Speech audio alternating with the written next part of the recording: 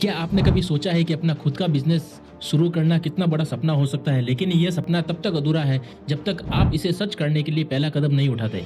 आए दिन न्यूज़ में किसी न किसी स्टार्टअप के यूनिकॉर्न बनने की खबरें मिलती रहती है। देश में तेजी से स्टार्टअप कल्चर बढ़ रहा है। आज के युवा नौकरी के बजाय बिजनेस शुरू करने की सोच रहे हैं और सरकार से लेकर इन्वेस्टर तक सभी इस बदलाव को सपोर्ट कर रहे हैं। टेक्नोलॉजी, इनोवेशन, डिजिटल क्रांति की वजह से भारत अब दुनिया के टॉप स्टार्टअप हब में से एक बन चुका है। लेकिन स्टार्टअप शुरू करना आसान नहीं होता। इसके लिए सही प्लानिंग, मेहनत और इनोवेटिव आइडियाज़ की ज़रूरत होती है। अगर आप भी अपना खुद का बिजनेस शुरू करना चाहते हैं लेकिन समझ नहीं आ रहा कि कहाँ से शुरू करें, तो यह वीडियो आपके लिए ही है। आज हम स्टेप बाय स्टेप सीखेंगे कि एक सफल स्टार्टअप कैसे शुरू करें। बिजनेस आइडिया से लेकर फंडिंग और मार्केटिंग तक सारी जानकारी आपको इस वीडियो में मिलने वाली है। तो इस वीडियो को अंत तक देखें और अपने स्टार्टअप का सपना पूरा करने की ओर पहला कदम बढ़ाएं। तो चलिए शुरू करते हैं। सबसे पहले अपने आइडिया पर काम करें। एक अच्छा आइडिया तभी सफल बनता है जब उस पर सही तरीके से काम किया जाए। इसमें मार्केट रिसर्च, प्रॉब्लम सॉल्विंग और सही प्लानिंग की जरूरत होती है। यह जरूर सोचें कि आप वह बिजनेस क्यों करना चाहते हैं। इस बिजनेस से आपके कस्टमर को क्या बेनिफिट होने वाला है, वह उनके लिए किन किन समस्याओं का समाधान करेगा। आइडिया सोचते वक्त ये भी ध्यान रखें कि वह प्रैक्टिकल होना चाहिए, वरना आइडिया का कोई मतलब नहीं रहेगा। ध्यान रहे, आपका बिजनेस आइडिया बहुत ही यूनिक होना चाहिए। आपको ये समझना होगा कि मार्केट में क्या गैप है। मार्केट गैप वो जगह होती है जहाँ कस्टमर की ज़रूरतें पूरी नहीं होती या फिर उन्हें बेहतर सॉल्यूशन की ज़रूरत होती है। इसे पहचान कर एक स्टार्टअप उस गैप को भर सकता है और मार्केट में अपनी जगह बना सकता है। जैसे ओला कैब, स्विगी, जोमेटो, पेटीएम और नायका जैसे स्टार्टअप ने मार्केट के गैप को समझा और अपने प्रोडक्ट को उतारा। इसी वजह से आज वह एक सफल स्टार्टअप है। अब बारी आती है बिजनेस प्लान की। जैसे ही आपका बिजनेस आइडिया फाइनल हो जाए, आपको उसके बाद एक बिजनेस प्लान तैयार करना है, जो कि एक सफल स्टार्टअप की नींव होता है।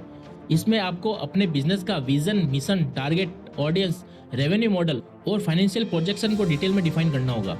बिजनेस प्लान सिर्फ एक डॉक्यूमेंट नहीं है, बल्कि ये आपके बिजनेस का रोड मैप है, जो आपको बताता है कि कहाँ से शुरुआत करनी है और कैसे सफलता तक पहुँचना है।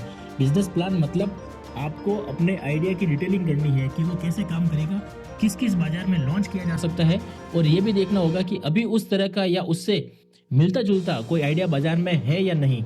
यह भी अनुमान लगाए कि इस बिजनेस में कितना खर्चा होगा और उससे कितनी कमाई हो सकती है। अब बात आती है मार्केट रिसर्च की। कोई भी कंपनी सिर्फ कागजों पर शुरू नहीं होती। ऐसे में आपको मार्केट में उतरना भी बहुत ज़रूरी है। अपने प्रोडक्ट या सर्विस को लेकर आपको एक मार्केट रिसर्च करने की ज़रूरत है। इससे आपको पता चलेगा कि आपका प्रोडक्ट कितना चल सकता है और कहाँ कहाँ चल सकता है। साथ ही आपको ये भी पता चलेगा कि बाजार में कैसा प्रोडक्ट चाहता है। आप जिस प्रोडक्ट को बाजार में उतारने जा रहे हैं, क्या उस प्रोडक्ट की इस मार्केट को ज़रूरत है भी या नहीं। अगर आपको लगे कि बाजार की डिमांड के हिसाब से आपको अपने प्रोडक्ट को और बेहतर करना होगा, तो बिना झिझके तुरंत अपने प्रोडक्ट को बेहतर बनाने में जुट जाए। जैसे एप्पल, टेस्ला जैसी कंपनी है, इन्होंने लगातार कस्टमर फीडबैक और उनकी ज़रूरत के हिसाब से अपने प्रोडक्ट और सर्विस को हमेशा इम्प्रूव करके मार्केट में उतारा है। ये कंपनी साबित करती है कि प्रोडक्ट को बेहतर बनाना ही, कस्टमर की ज़रूरतों को समझना ही आपको एक सक्सेसफुल स्टार्टअप बना सकता है। आपको अपने बिजनेस यानी स्टार्टअप के लिए एक नाम भी सोचना होगा। यह नाम यूं ही नहीं होना चाहिए, कुछ ऐसा होना चाहिए जिसका कि कोई मतलब हो। ध्यान रखें कि नाम छोटा हो और यूनिक हो और ऐसा रहे कि लोगों को याद करने में दिक्कत ना हो। आप चाहे तो मार्केट रिसर्च के वक्त कुछ ऐसे भी सवाल लोगों से पूछ सकते हैं जिससे आपको आइडिया मिले कि कैसा नाम रखना सही रहेगा। नाम चुनते वक्त ये ध्यान रखें कि किसी दूसरे ब्रांड के पास वैसा नाम नहीं होना चाहिए, वरना आपका नाम रजिस्टर्ड नहीं हो पाएगा। अब बात आती है बिजनेस मॉडल की। स्टार्टअप का नाम सोचने के बाद आपको एक बिजनेस मॉडल भी तैयार करना होगा।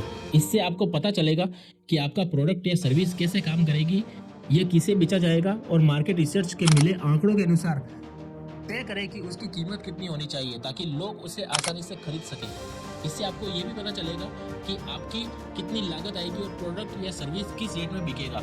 यहाँ से आपको अपने मुनाफे का अंदाजा लगाने में भी आसानी होगी। आपको बिजनेस मॉडल के तहत ही ये भी तय करना होगा कि बिजनेस के लिए कहाँ पर जगह लेनी है, कितना खर्चा आएगा, वहाँ का कितने लोगों को आप नौकरी पर रखना है और उन्हें कितनी सैलरी देनी है। अब बात आती है फंडिंग की। बिना फंडिंग के कोई भी स्टार्टअप या बिजनेस नहीं चल सकता। स्टार्टअप के लिए फंडिंग जुटाना एक बहुत बड़ा चैलेंज हो सकता है। आप bootstrapping, angel investor, venture capital या क्राउड फंडिंग जैसे तरीकों से फंड जुटा सकते हैं। उदाहरण के लिए फ्लिपकार्ट ने शुरुआत में एंजल इन्वेस्टर से फंडिंग की और आज ये भारत की सबसे बड़ी ई कॉमर्स कंपनियों में से एक है। अब बात आती है टीम बिल्डिंग की। एक सफल स्टार्टअप के लिए एक स्ट्रॉन्ग टीम होना बहुत ज़रूरी है। ऐसे लोगों को चुनें जो आपके विजन को समझते हैं और उसे सच करने के लिए पैशन रखते हैं। नेक्स्ट है प्रोडक्ट डेवलपमेंट। अपने प्रोडक्ट या सर्विस को डेवलप करें और उसे टेस्ट करें, कस्टमर फीडबैक लें और उसे इम्प्रूव करते रहें। उदाहरण के लिए पेटीएम ने शुरुआत में सिर्फ मोबाइल रिचार्ज का ऑप्शन दिया, लेकिन धीरे धीरे उन्होंने अपने प्रोडक्ट को एक full fledge digital payment platform में बदल दिया। नेक्स्ट है मार्केटिंग और ग्रोथ।